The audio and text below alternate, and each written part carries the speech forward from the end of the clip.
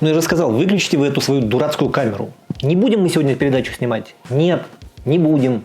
Вот пока лично Владимир Викторович Солодов, премьер-министр Якутии, не придет сюда и не принесет еды, не будем. Потому что мы солидарны с нашими коллегами и делаем это в знак презрения к невнимательности власти. Как это, что на меня нашло? А вы не в курсе, да? Да вся страна уже знает про то, как председатель правительства Республики Саха журналистов на своем деловом завтраке голодом морил.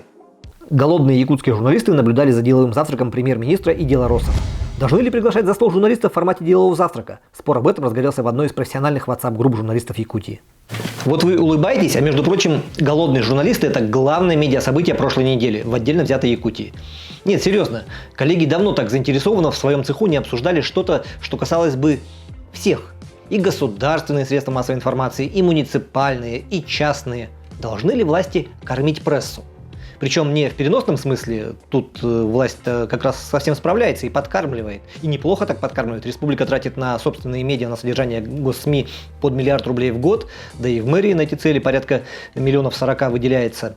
А вот в переносном смысле, что же обсуждалось в итоге на самом деловом завтраке, никто толком не знает. Потому что пришли журналисты вопросы задавать и ответы записывать, но приступить к профессиональной деятельности так и не смогли. Все мысли были только про еду. Забыл предупредить. Есть у меня маленькое условие. Ровно в полночь приду к вам в гости и буду до рассвета вопросы задавать. С другой стороны, а чего волноваться, что журналисты обессиленно истекали слюной и не смогли сделать репортажей? Ну, мы же с вами и так знаем примерно, что происходит, когда у нас крупный руководитель встречается с официальными общественниками, ну или с отраслевиками. Он немедленно начинает перед ними хвалиться их же успехами.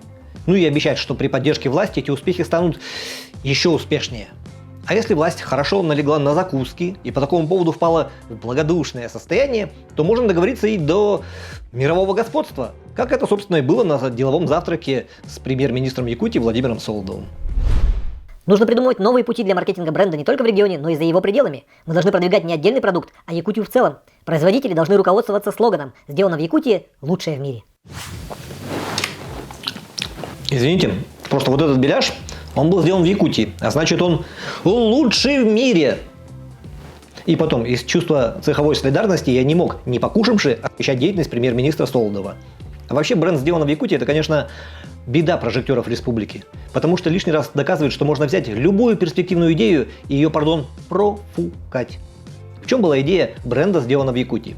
Создать единый брендбук, единую торговую марку, которая будет объединять лучшие эксклюзивные и оригинальные товары, произведенные на территории республики. И под этой маркой, собственно, продвигать их за пределы республики. Чтобы возникали прямые ассоциации. О, вот эта вкуснейшая рыба – это Якутия.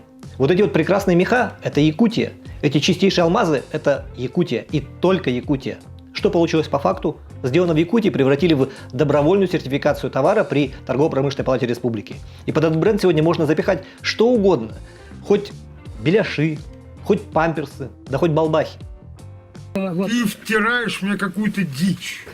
Да вот унитаз, понимаешь, он вышел из строя. Я не куплю твоих удобрений. А на самом деле брендом Якутии должны стать, наверное, все-таки экс-чиновники. Подчеркиваю, именно чиновники и именно экс. В смысле бывшие. Потому что только эти люди обладают удивительной способностью, отойдя от кормила власти, вдруг начать прозревать истину и безжалостно рубить правду матку. И их, в отличие от журналистов, халявной хавкой, в смысле ее отсутствием, не заткнешь. Будь то главный единорос Якутии Михаил Эверестов, который после отлучения от власти перековался в оппозиционеры и даже в политику вернулся под флагом «Справедливой России», другой партии. Или другой бывший лидер якутского отделения «Единой России» Александр Наговицын, у которого внезапно открылись глаза на реальную ситуацию с лесными пожарами. Или даже бывший президент Якутии. Впрочем, давайте обо всем по порядку. Что там Александр Александрович говорил про лесные пожары? Госсми в лице ИСЯ распространили информацию о том, что в Верхоянии не пожары, а всего лишь туман. Верх цинизма. Так что, жителям Верхояния, вдыхая продукты горения, по велению Илдархана, надо мысленно представлять себя на священной горе Киселях в утреннем тумане? А где же наш глава? По информации этого же источника, он продолжает подтверждать народное прозвище и находиться в Крыму. Республика горит. Разве мы за это голосовали? Вот прямо глаз народа же. А ведь еще вчера человек этому самому народу ездил по ушам, оправдывая покупку госпредприятием, который возглавлял, 11 крузаков. А это ГУП ЖКХ РСЯ было. Мол, закупка оправдана, потому что крузак, джип, А джип – это машина высокой проходимости. А без машины высокой проходимости в Якутии невозможно заниматься ЖКХ. Зато сегодня, расставшись с креслом, человек смело критикует аж главу Якутии и даже народным прозвищем Айсена Сергеевича попрекает. А между прочим, Николаев не просто так поехал в Республику Крым, не туристом. В разгар лесных пожаров, в разгар северного завоза и подготовки к зиме, с, на минуточку, дисквалифицированным министром ЖКХ и энергетики, он поехал туда по архиважному делу. Надо было срочно и лично рассказать главе Крыма Сергею Аксенову о том, как обстоит дело с соглашением, подписанным между двумя республиками в 2015 году. Я считаю, что соглашение, которое было подписано в 2015 году между Крымом и Якутией, свою историческую миссию выполнило. Мы видим, что по многим направлениям проведена достаточно серьезная работа. Вместе с тем, думаю, сейчас пришло время поднять уровень наших отношений на более высокий. В историческом соглашении, к слову, было всего 11 пунктов. И в них 13 раз встречались фразы вроде «обмен опытом» или «обмен информацией». Иными словами, это был классический протокол намерений, не обязывающий стороны ни к чему конкретному и декларирующий готовность рассказывать друг другу обо всех достигнутых успехах во всех сферах. От туризма до науки. Но мы отвлеклись. Вернемся к новому бренду Якутии. В смысле, к бывшим чиновникам, у которых открылись глаза на реальную реальность. Отжег ведь в последнее время не только Александр Наговицын.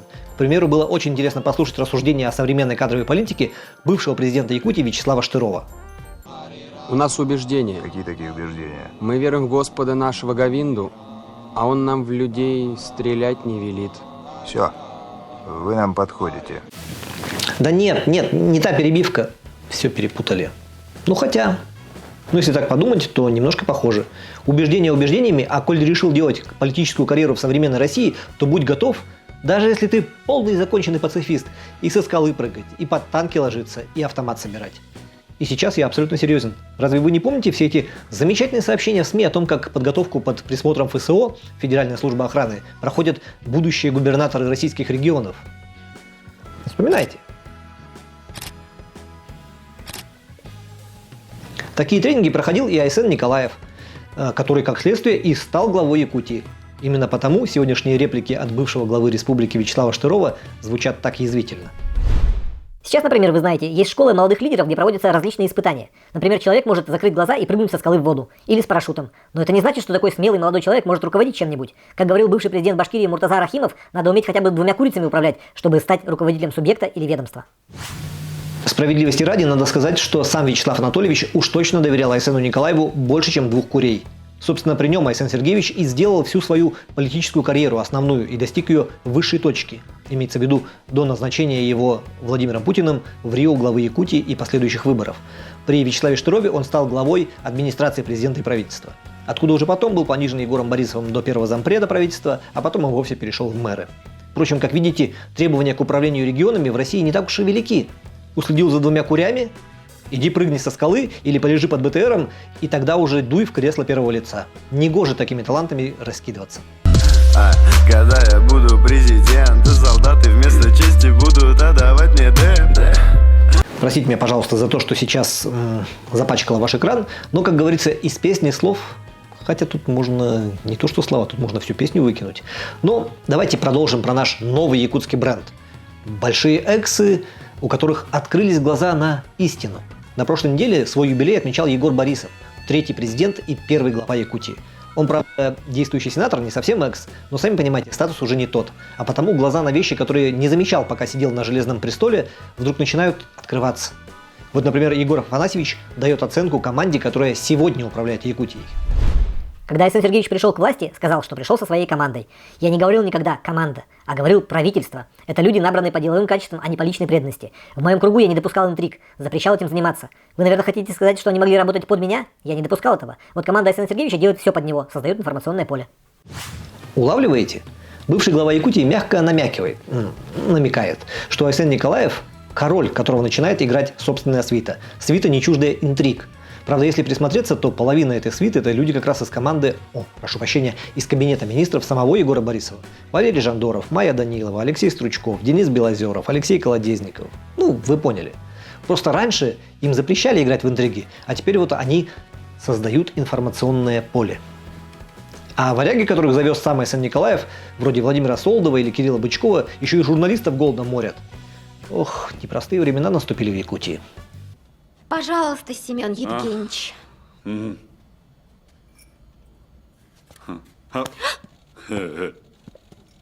Эх, трудно стало жить.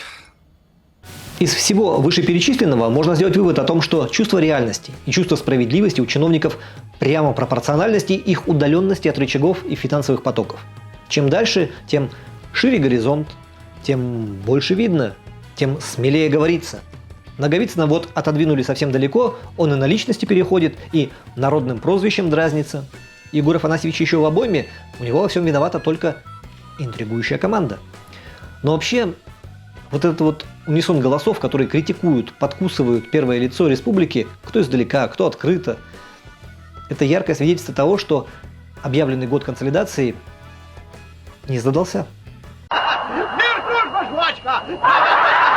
Давайте на оставшиеся полминуты отложим в сторону сарказм и иронию.